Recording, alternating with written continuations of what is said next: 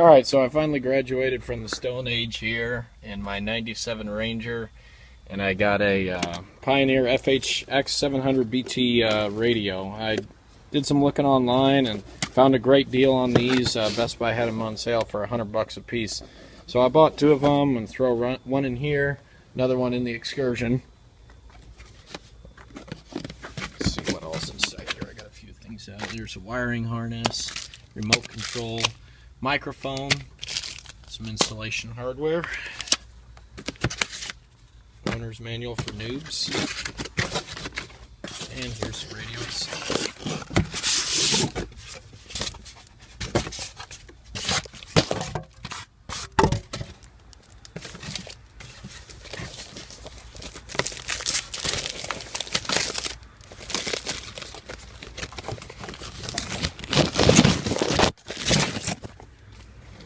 There it is.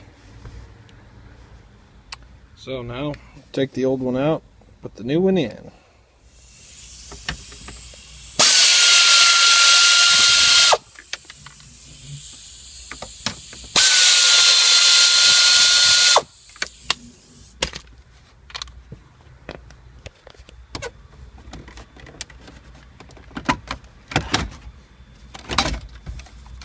It's pretty easy. That's all that's to it, and the whole thing is out.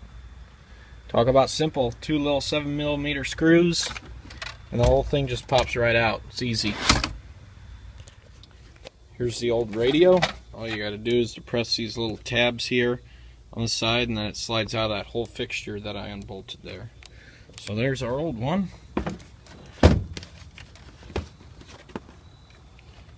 Not much to it. Pretty simple. Keep it, put it back in the truck in case I ever sell it. Alright, so I got pretty much all the wiring done. There's two wires here that aren't going to go to anything on the Pioneer radio because they go to the dimmer controls from the vehicle, and this radio doesn't have dimmer controls. It's got a dimming switch on it that you push. So those I'm just going to wrap up with some electrical tape around the wiring harness. And then this would be if you had like a remote controlled antenna that extended up when you turn the radio on, which I don't have, so that's not going into any use either. But got everything put together pretty much. This yellow one here goes to constant 12-volt power for keeping track of the clock, etc. And this one here is ground for black. The red one here goes to the ignition voltage, so when you turn the key on, it turns the radio on. All these others were for the speakers here, and the little Ford label there was still on the little connector, so I'll keep that. And I cut the old terminals off here, as you can see, but I left some wire on them in case I ever go to wire this back up, like I was saying, take the radio out if I go to sell the truck or something like that. But then again, I don't know if it'd be worth the work, but I did it anyway, so it's pretty much all set to go. All I got to do now is wrap the wires up in some electrical tape. I soldered them here and then put this heat shrink on them. This works a lot better than electrical tape because it won't go anywhere once you melt it with a hair dryer or a heat gun.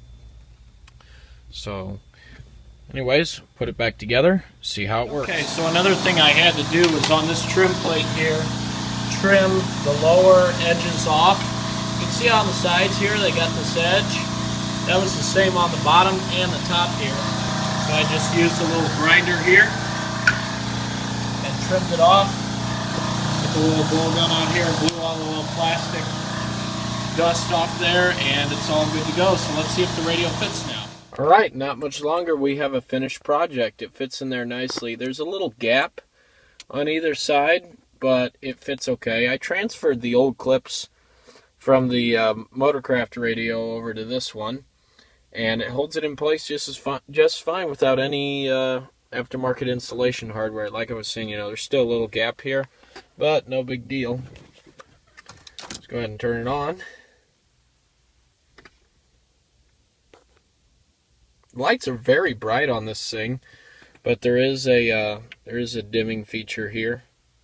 You can turn the dimmer on, and I'll dim it a little bit. My radio connected to my phone via Bluetooth, so it interrupted it. But now I got it just on a regular FM station here.